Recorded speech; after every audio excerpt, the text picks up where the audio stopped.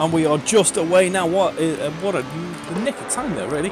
As we head now into the first corner, it is Matt Daly who leads. No, he doesn't. It is Will Inglis who leads heading into that first corner then. So this is the position that he wanted to be in as after the first few laps in the first race. Of course, that didn't quite go his way, but we're on board now.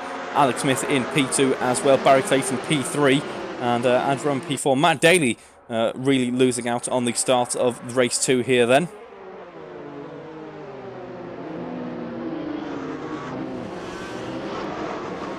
As we have plenty of changes for position here. Contact, in fact, between Alex Smith and Barry Clayton. Barry Clayton and Alex Smith both losing out in that one then. That brings Paul Brady back up to P3. So what potentially could have been the main protagonists from race 1 now fighting it out at the top end of race 2 already. And we're less, well, just in fact, just over a minute in, heading through Ascari now. Ascari, the undoing of many a driver in race 1. Let's see how they fare heading through towards the start of this race, and changing position between Jack Hodson and Andrew Brammer. But for the first time this evening, we've got all cars in one frame on screen. How nice is that? Alex Smith in P5 then makes a position on Andrew Brammer. Andrew Brammer not having the utmost in pace at the very start of this race. Let's see what he can do though. We always have this type of drive from Andrew Brammer. He's just cool, calm and collected. Nothing really to shout out about, but nothing to complain about either, and he always ends up with a good haul of points at the end of it. So let's see what he can do with 25 minutes to go in this race. 2.5 seconds between Will Inglis and Matt Daly as it stands. So a little bit more of a consistent gap, or kind of gaps throughout the field at this point in comparison to race 1, but still plenty of battling to go. Alex Smith is in a little bit of hot water here. He wants to get ahead of Jack Hodson, of course, but has Barry Clayton and Andrew Brammer for company, so he's going to have to far more focus on the looming Barry Clayton, the luminescent looming Barry Clayton just behind him here as we head down towards the two Lesmos in just a moment. 4 seconds separating or covering rather, the top 3 as we head towards the end of the second Lesmo here and dive down towards Ascari in just a moment. I love Monza. It's so, not just the crowds in real life, it's just so energetic. There's always something happening. It's not the shortest lap in the world, if you will, in terms of time, because you know it's 130s, maybe 120s in a high category car, but there's always something going on no matter where you're looking on track. It's so high speed, and despite the lack of corners, there always seems to be plenty of action, because the corners that are here are either really long or absolutely fantastic. Barry Clayton up into P5 then. He was fighting, of course, for, and in the end did take P2, so he wants to try and work his way up through the order a little bit more, but he might find that quite difficult, because while there were a few issues in race 1 and there aren't that too many cars on the grid, cars that are on the grid are of a very high standard. These drivers are all fantastic drivers and certainly won't give up easily. So as we head into that first corner, Alex Smith does get up into P5, secures that position against Barry Clayton. Barry Clayton's going to have to try and fight it now. Have a look around the outside here of the third corner. However, it's being very well defended indeed by Alex Smith as we head now down towards the Variantes. Very well defended indeed. He has the outside line. It does Barry Clayton. Alex Smith later on the brakes, defends the inside and sweeps through the right hand there. Nice defence from Alex Smith, and that has cost Barry Clayton big time, because now we see that Barry Clayton is in fact potentially under pressure from Andrew Brammer just behind. So let's see what he can do from here. Jack Hodson, meanwhile, appears to be having a couple of issues because he's dived down. In fact, he can't seem to be able to get the speed up. Yes, he is able to now. He's, in fact, I can say, had a fairly substantial whack with a wall, both front and rear wing, missing off his car now. So not the position that he wants to be in at the very start, the very first 5 minutes of this race. And look, it's only getting worse for him. He's diving back down the order and into the pits. What a shame for Jack Hodson. Not a shame, though, for Alex Smith and Barry Clayton as we head now around the Parabolica one more time. And it's still neck and neck as we head onto that start for the straight. This time, though, it is Alex Smith who wins out back into P4 for him. Just one ahead of Barry Clayton as we head into that first corner in just a moment. A little bit easier this time around for Alex as he does so, though. However, with a little bit of pressure off him, I would say that Barry Clayton has absolutely nailed turn 1 and turn 2 here, and has more pace as we head through that third corner. The big, long, sweeping right-hander has the inside line, is now side by side with Alex Smith. However, this is going to cost him the inside for turn 4. Let's see what he can do as we head into that left-hander. I can tell you that Alex Smith is going to defend well, but has he compromised his corner using that defence? He's now side by side with Barry Clayton. Once again, Barry Clayton's head down towards the Lesmos, has the inside, hugging it tightly side by side with Barry Clayton. What a strong defence there from both drivers, if we will. No driver really wanting to relent at all. Barry Clayton, apologies, Andrew Brammer in the background having a couple of issues there. It's now Barry Clayton up into P4 as we head down towards Ascari.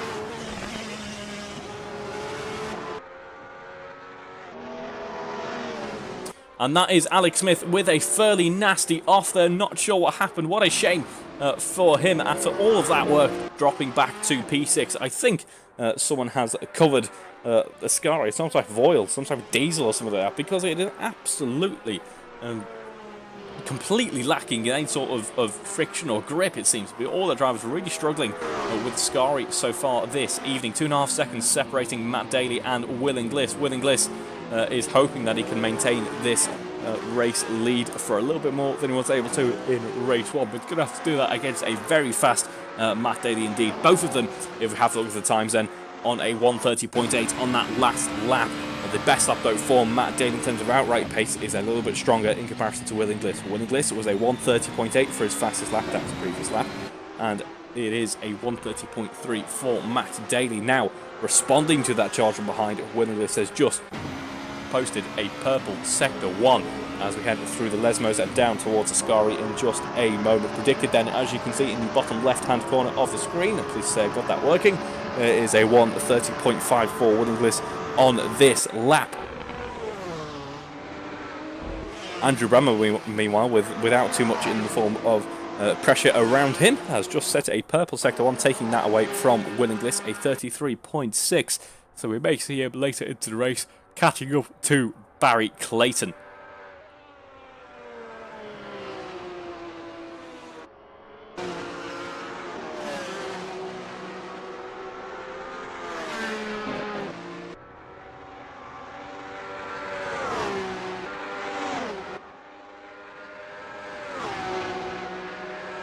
.8 seconds now separating Will Inglis and Matt Daly, so he has closed up a little bit, has Matt Daly, but is it enough to really put the pressure on Will Inglis? He'll certainly be noticing him there in his rear view mirror, but nothing that he can really do just yet. No overtaking moves to defend from as it stands.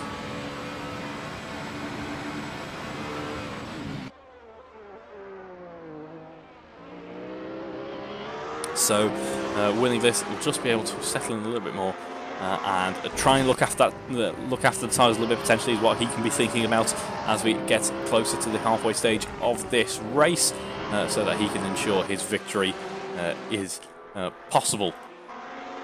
That would make for a very interesting title battle, actually, between the top 3 runners, if Will Inglis is able to take away the victory here in race 2, although it's a little bit early to be thinking about that. Barry Clayton's in P4. Paul Brady in P3 at the moment, so good point all for him. Matt Daly losing out after race 1 and not quite going his way.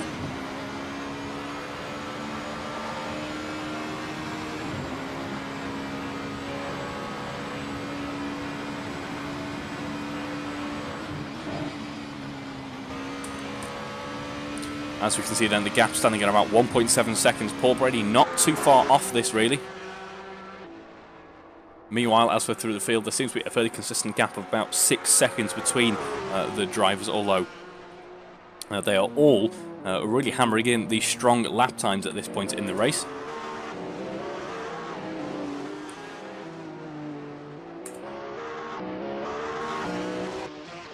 With Andrew Brammer with that purple sector 1 on the previous lap. Matt Daly posting 2 purple sectors in the later stage of the race. That is a 28.7 and a 27.3 for him on the previous part of that lap. That sees his last lap equaling his fastest lap, a 1:30.0. We haven't seen anyone dip into the 29s just yet. I feel, though, with a full race distance potentially under his belt here, Matt Daly could be the one to do it at this point in time. It would be nice to see a 1:29. Because that means we're only a few seconds off what the F1 cars were achieving just a few days ago.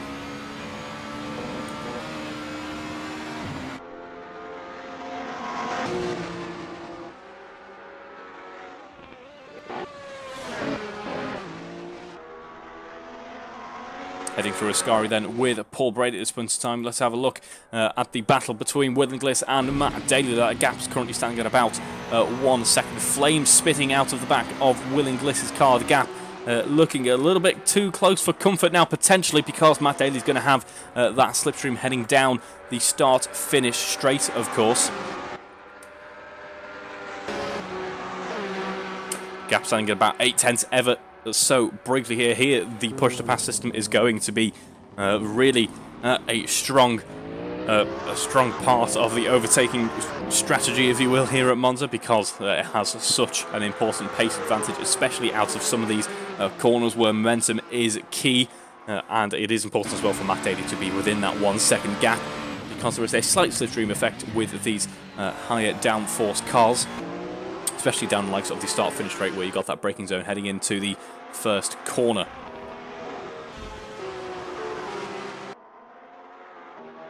Gap stands at about 0.8 seconds. Now, when I mentioned it would be nice to see someone dipping into the 129s, and I believe Matt Daly was listening along as I was saying that, because we now have Matt Daly into the 129.948 region there on his previous lap. So a strong, I believe, the fastest lap of the weekend so far.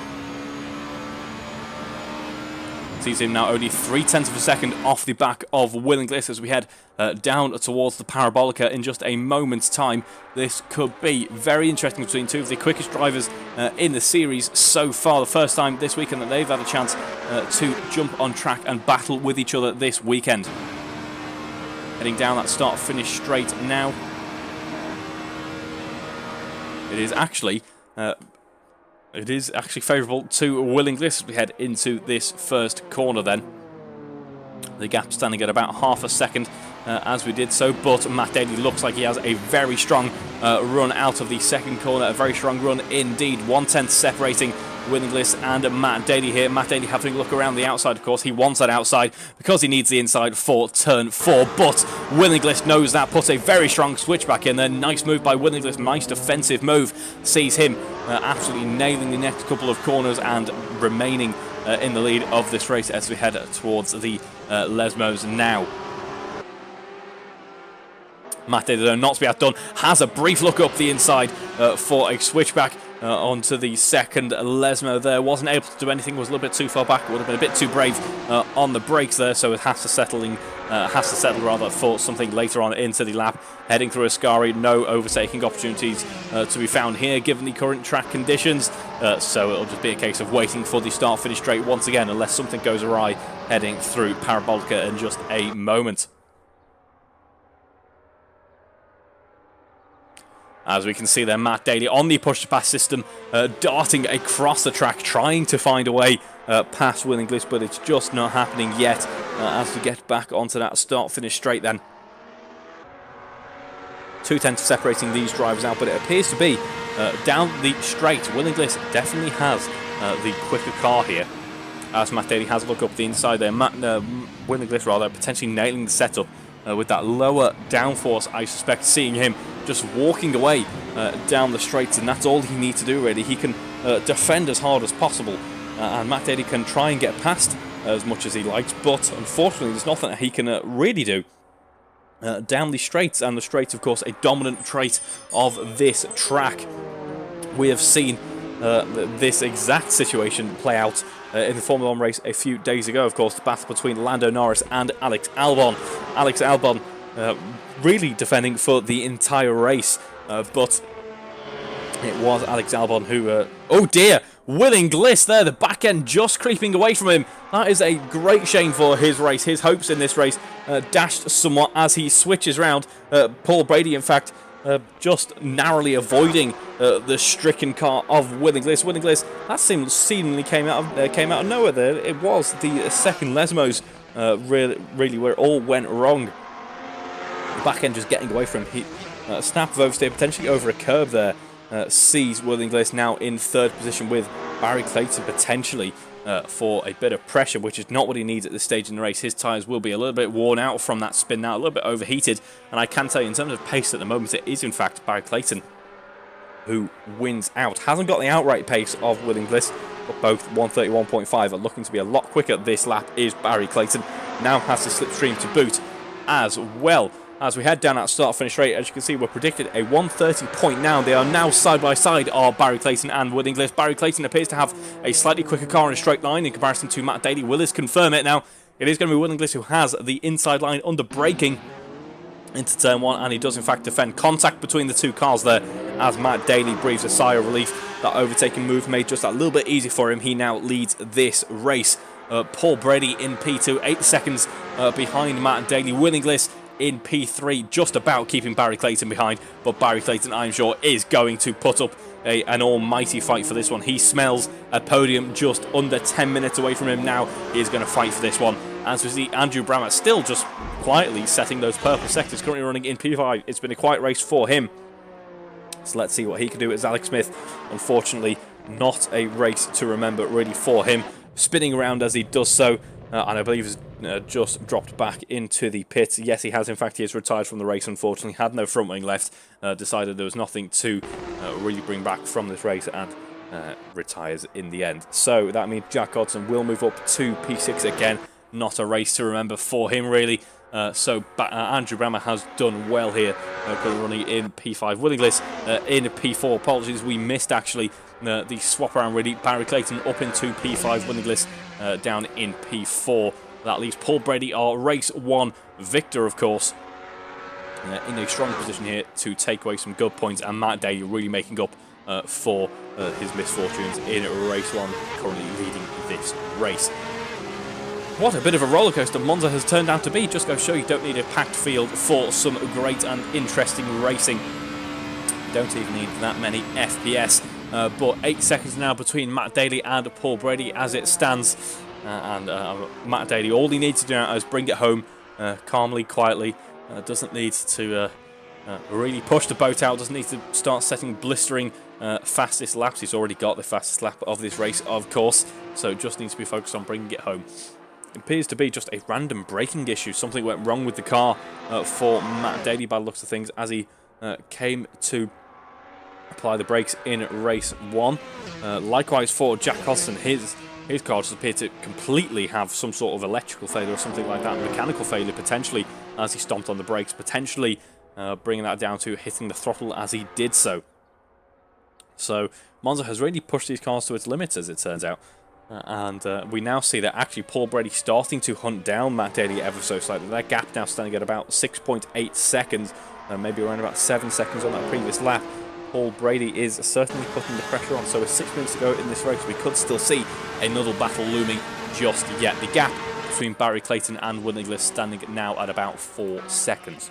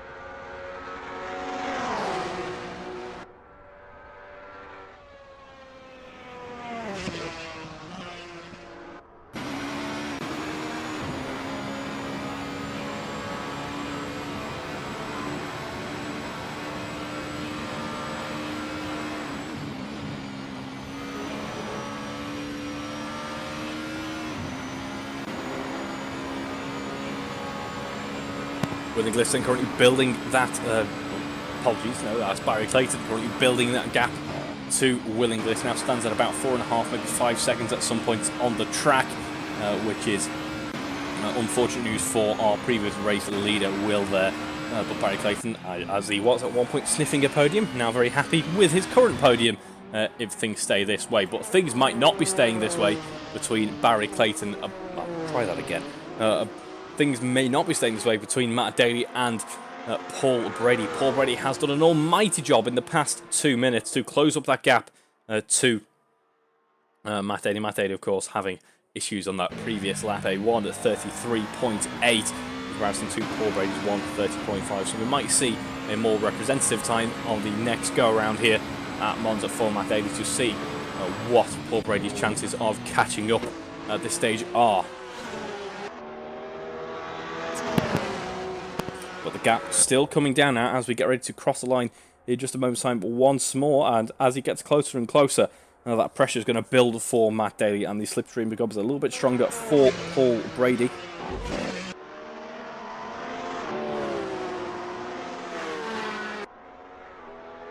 As we dive back onto the start-finish straight once again, 1.5 seconds now separating these two cars. Has Paul Brady been preserving his tyres just that little bit better in this race? We are now seeing him reap the rewards of that. Of course, Matt Daly earlier on involved in plenty of battling with Willingless, and that is going to certainly take the energy out of your car's tyres in order to try and get past.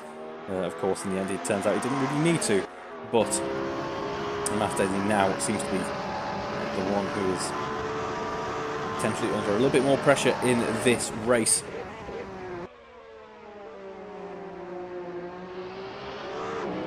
One second now, the gap between Matt Daly and Paul Brady. That is really a crucial point here on track. I'd say arguably the most crucial point is around that 0.5, 0.6 second region. And then from there, you need around about a 1 second pace advantage per lap in order to get that overtake done securely. To make it absolutely guaranteed, of course. All circumstances are different. We're now less than a second between Matt Daly and Paul Brady as we head through Ascari, where it has gone wrong for so many a driver this evening. Didn't go wrong for these two this time around, though. And Paul Brady still applying that pressure at much stronger times at this stage in the race for him in comparison to Matt Daly.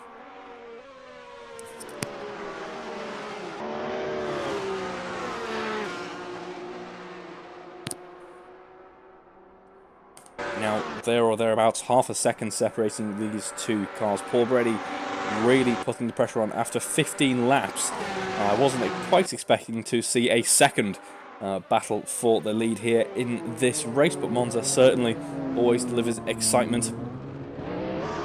And Matt Daly in that sub-shop livery, well, I suppose it's more of a... it's not really a DHL livery, of course, because that livery used to go to... we used the DHL livery. I believe that was... no, it's completely... skip me who used that livery for. Either way, it's another bright yellow livery here. The Sud shop, of course, Matt Daly drives a rather lovely Alfa Sud. Which, again, I missed out on seeing at National Alfa Day, which is a great shame. But half a second now between Paul Brady and Matt Daly. Matt Daly responding to that charge from behind. 1 minute to go in this race before we start counting down the laps.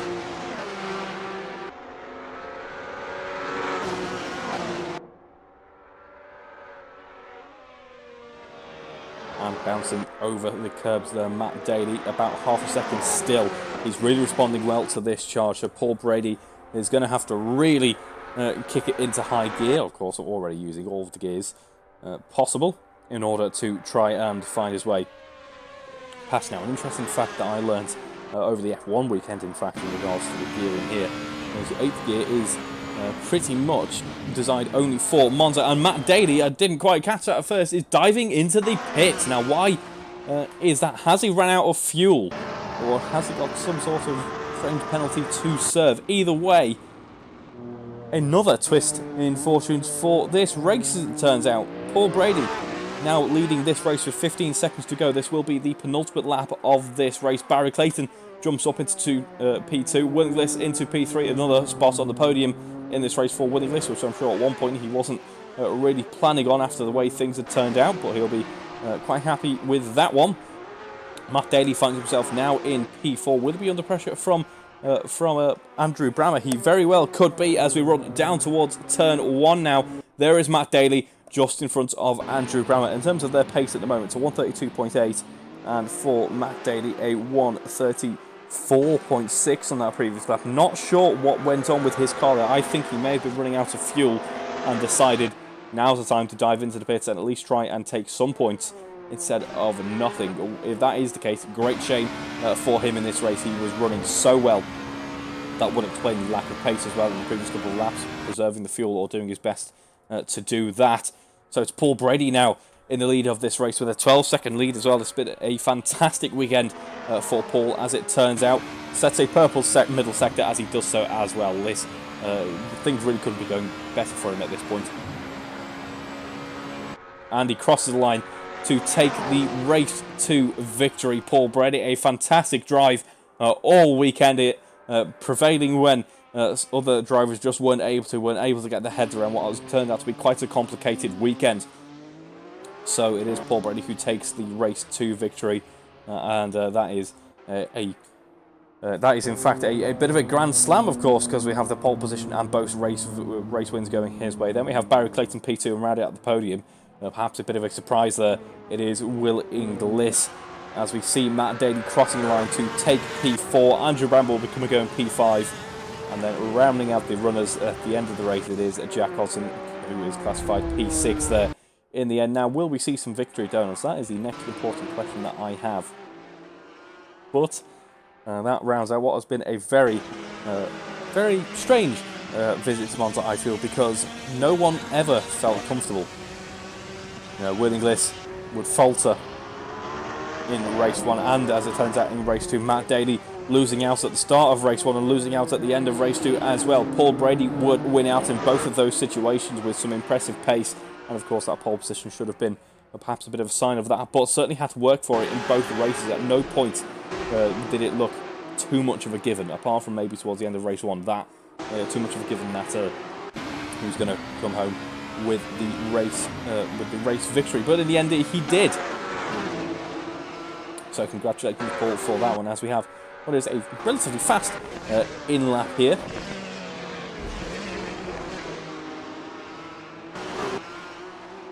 So by the looks of things, no victory donut, but another bit of a parade lap, which is good to see. A nice way to round out the running this evening. So I hope you've enjoyed, although again I do apologise for the frame issues here.